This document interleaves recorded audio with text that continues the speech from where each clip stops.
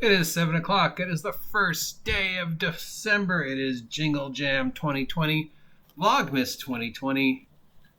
Let's take our second look at Dark Conspiracy by Game Designer Workshop and Lester Smith. It was published in 1991.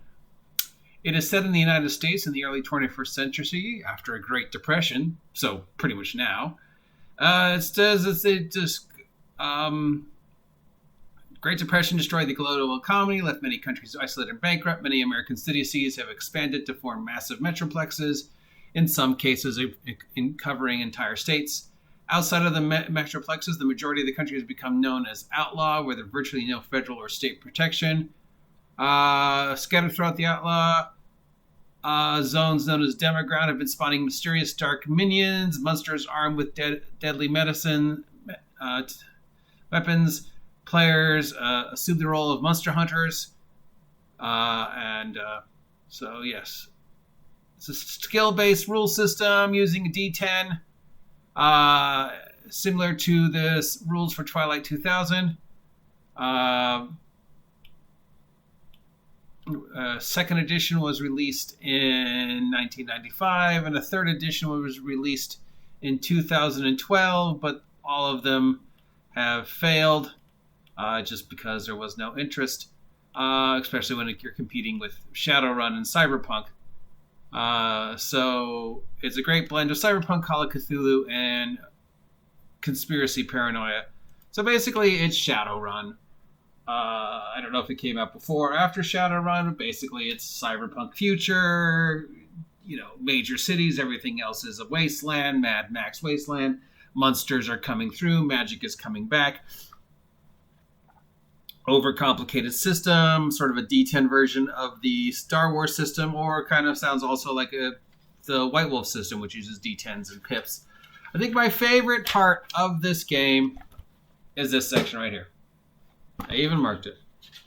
The fact that it has rules for trying to land a spaceship on Earth. The fact that they went to the trouble of looking up how spaceship maneuvery works, launches, landing, maneuvering and intercepts, in space transfer, how long it takes, what happens when you're in orbit. Just the fact that they went to that much research for this section, that means during playtesting, at some point in time, some player character tried to steal a spaceship and then tried to figure out what I need to do to land it. So they had to look up NASA-level stuff of how ships enter and leave the orbit, orbital decay, skimming the atmosphere, all that stuff. So let's just forget anything else about this game.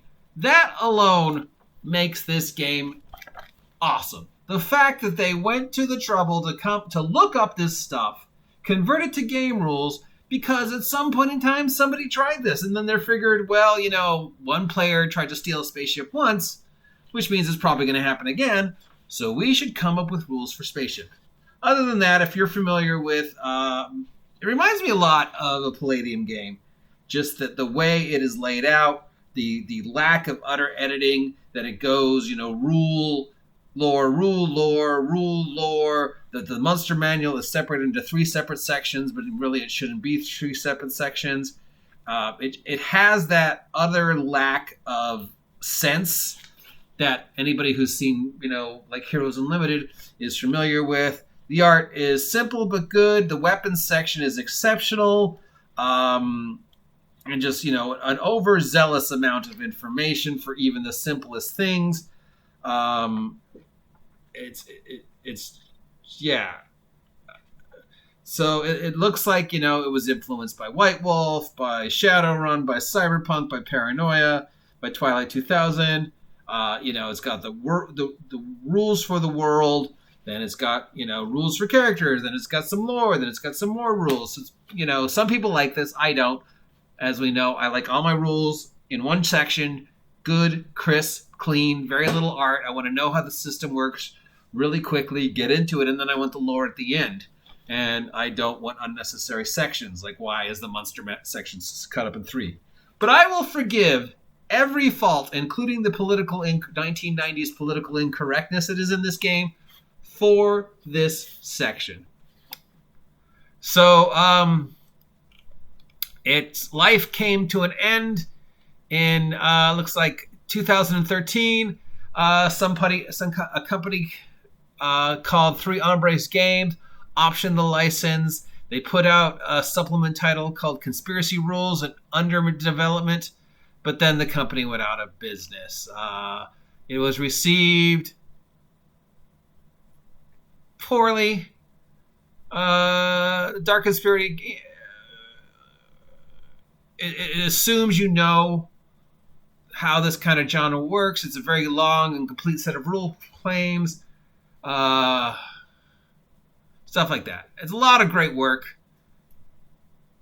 In 1996, it was determined to be one of the 50 most popular video role-playing games of all time. It is ranked 43rd. Players take on the roles. Yeah, you know. So it's ranked at some point in time relatively high as a game. Not that high, but I mean, it was 43rd out of 50.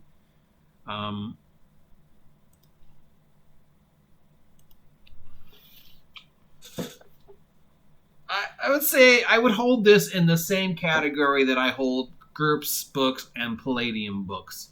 There are systems that you could do this genre better than, but just for the sheer amount of information, I mean, just the information on monsters, the information on equipment, the information on dark tech, the information, like, I don't even know what's going on in this picture, but it's just awesome.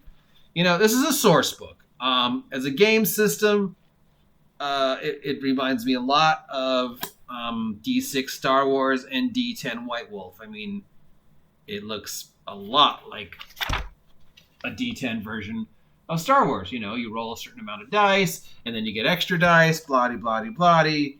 Then there's special abilities, which you can choose to have or not have, but those require extra dice, and they're harder to get. It's D6 West End game Star Wars.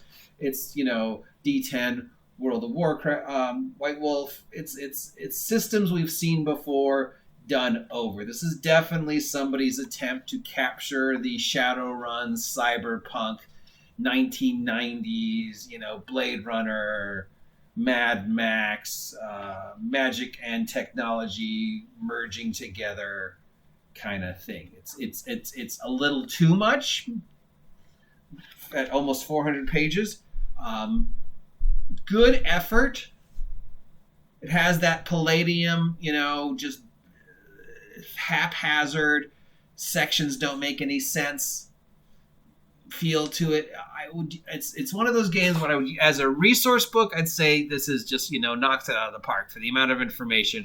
The fact that it has rules on space travel makes it, just awesome. Stuff you would, will I ever run a scenario where I need to know, this?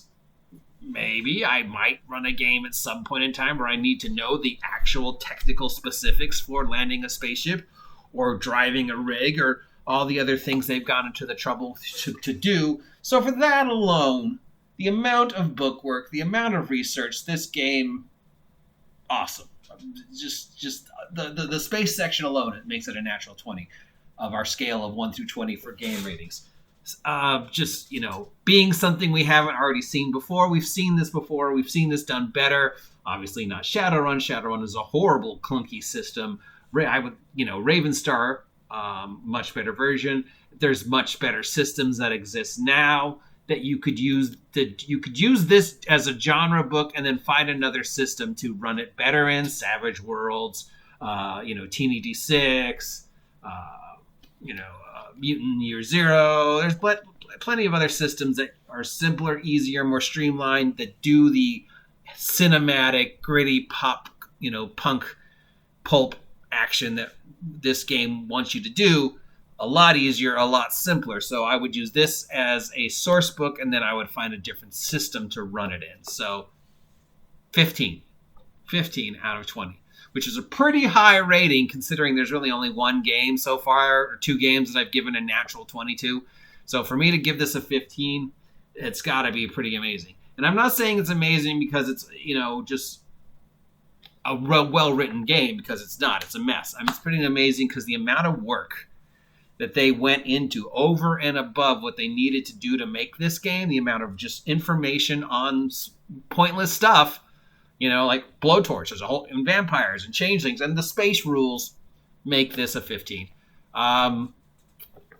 So if you have a chance to pick it up, PDF or regular, $5, $10, $2, I think it'd be worth it, because just if you ever want to run a Shadowrun type game, this would be a great resource for that idea. If you're not familiar with the term Shadowrun, it means basically cyberpunk with magic. It means future, dystopia, cybernetics, corporations, live fast, die young, leap a recognizable corp, all the things we associate with like Blade Runner, Ghost in the Shell, but with the addition of elves and magic and dragons and Cthulhuoids and whatever.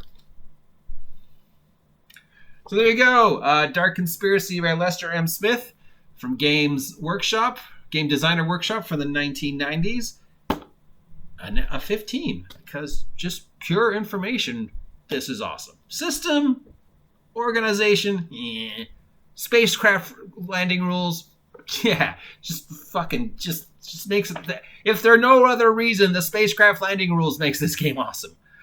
If you appreciate this content and want to see more and want to support the OGGM adventures during Vlogmas and Jingle Jam, comment down below. If you think I should shut the fuck up, comment down below. If you haven't had a chance to subscribe, please take a moment to subscribe and help me hit, let's say, 250 by the end of the year.